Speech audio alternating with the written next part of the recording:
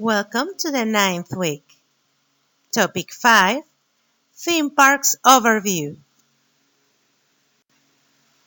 Have you ever been to a theme park? Did you enjoy yourself? Would you like to come back? What other theme parks would you like to visit? Did you want to know more about the theme parks as a tourism service? What is a theme park?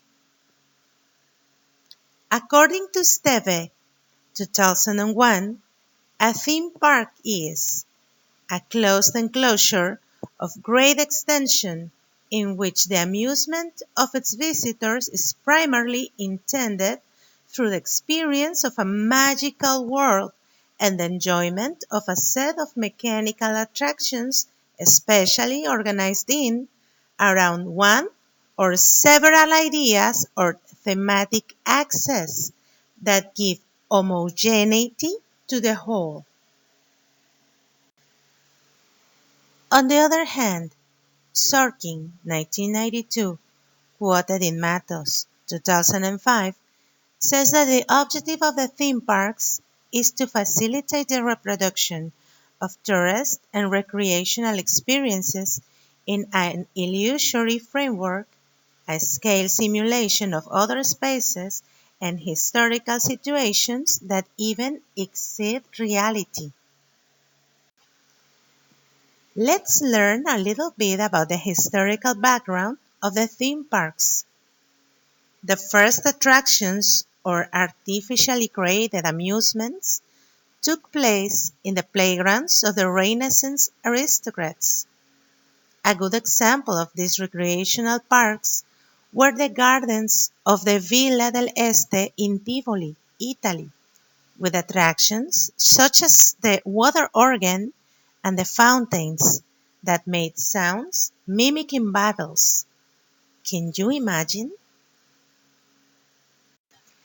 Another example of attractions in parks intended for the leisure of the aristocracy is Versailles, where apart from the magnificence of the gardens and palatial facilities, there was a menagerie, automatons, and numerous attractions to entertain the palace courtiers.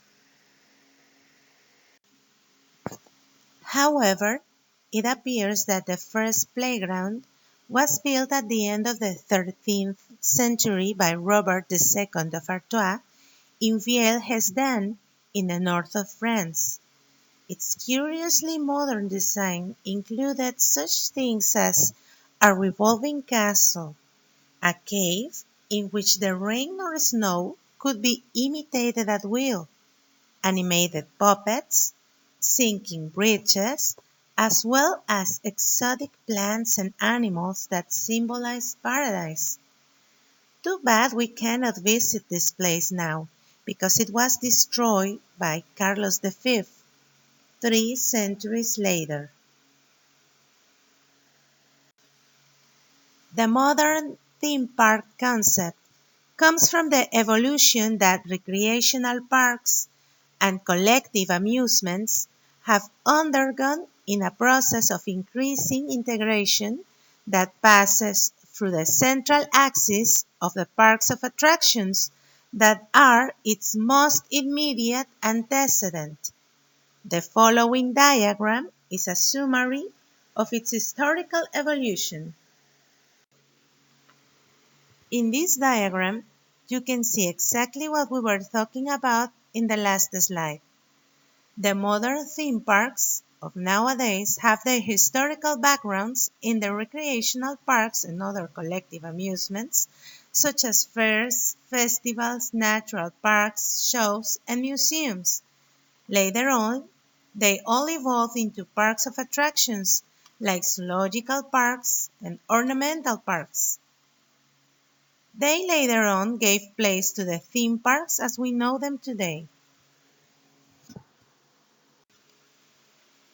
The theme parks resulting from this integration process turned out to be great recreation centers where a set of elements were present that make them a special place, and it is the reason why they became centers of entertainment, fun, spectacle, culture, learning, technology, science, tradition, history, interactivity, etc. Although parks with mechanical attractions already existed in Europe since the end of the 18th century, such as the Prater Park in Vienna, created in 1766, these were not conceived as business until the late 19th century in North America. The first modern amusement park was opened in 1887 on Coney Island, New York. Thus, by the end of the second decade of the 20th century, about 1,500 amusement parks had been created throughout the United States of America. But unquestionably, the fact that marked the beginning of the theme parks as they are known today was the foundation in 1955 of Disneyland in Anaheim, California. Then another leap occurred when, in 1975, the same company created Disney World Resort near the city of Orlando, Florida. From this moment on, an immense change was made to the full exploitation of the attraction, adding accommodation facilities, restaurants, shops, etc., acquiring in this way a tourist dimension. Years later, they joined Disney World Resort with its 4 theme parks. In 1988, SeaWorld San Antonio, the largest water park in the world, and in 1990, Universal Studios Florida, another park whose attractions are linked to cinematographic themes. With all this, Orlando, Florida, became one of the top 5 world tourism powers, managing to attract more visitors than China. Can you imagine that? But what are the characteristics of the theme parks? According to Economics Research Associates, quoted in Ayala 2007, several of the characteristics common to the theme parks are: number 1, the entertainment is suitable for the whole family, so they open all the year. Number 2, they can contain one or more themes. Number 3, they have setting entertainments such as street musicians, actors, costumes, and generally free performances and shows that create a special atmosphere. Number 4, they require a big investment. Number 5, a single price policy is usual. It is important to highlight the homogeneity of the entire tourist product theme park around the central theme or themes of the park.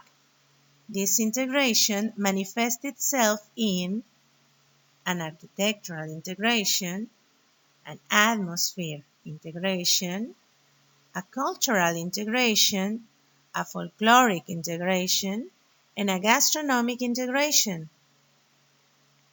You can see all this integration going around a theme or several themes by observing examples like Disneyland or Xcaret, where everything, like the architecture of the buildings or the atmosphere of the actors and the shows and the folklore and the gastronomy, everything goes around the central theme of the park.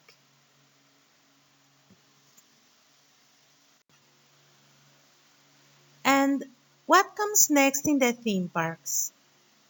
According to Guerrero, 2014, at the Attractions Expo 2013 held in Orlando, Florida, the trends that would mark the development of the theme and amusement park sector are: continuous innovation for entertainment, New technologies, experiencing two worlds, the real and the virtual.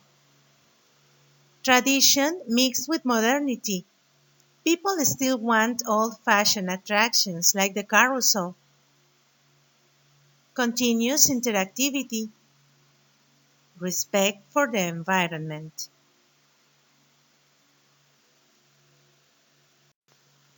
Designed food and adapted food.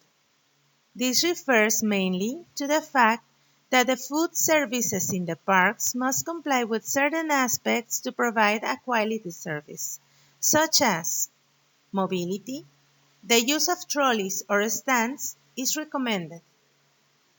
Comfort, easy to access and easy to take away.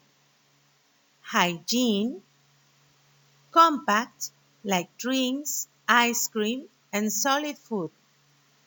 Inclusion of adapted food menus such as gluten-free products or vegetarian food. The introduction of containers made of eco-friendly materials. Innovation in the way of presenting the food. Monetization of the experience. This is to generate purchase opportunities. Here you can see some examples of the presentation of the food in the theme parks. Yummy, isn't it? Now you're ready to do the exercise of the week. You will find it published in the Google Classroom. Individually, you will have to make a timeline of the evolution of the theme parks, from their origins to the present day. Finally, you will have to explain how you imagine the theme park of the future. You can do it by hand or computer, but be sure to include images. Thank you for your attention. Remember that if you have any questions, you can ask me using our Google Classroom. Have a nice day.